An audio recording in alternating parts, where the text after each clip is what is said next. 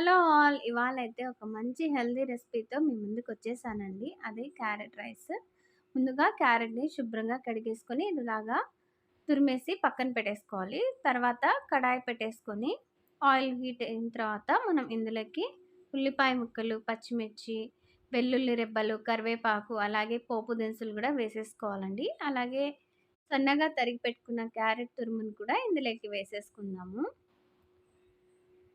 ఈ క్యారెట్ అనేది చాలా హెల్తీ కాబట్టి కంటికి తప్పనిసరిగా వారానికి ఒక 2 సార్లైనా మనము పిల్లలకి క్యారెట్ అనేది పెట్టడం చూసుకోవాలి. తర్వాత తురిమి పెట్టుకున్న క్యారెట్‌ని గూడా ఇందులోకి వేసేసుకొని పచ్చివాసన పోయేంత వరకు బాగా కలిపేసుకోవాలి.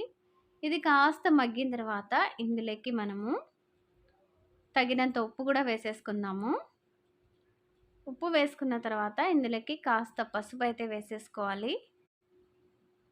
ఈ క్యారెట్ రైస్ అనేది మనకి చాలా హెల్తీ కాబట్టి పిల్లలకి జ్యూసుల రూపంలో కాకుండా ఇలాగ రైస్ రూపంలో కానీ, స్వీట్ రూపంలో కానీ పెట్టామంటే పిల్లలు చక్కగా తినేస్తారండి.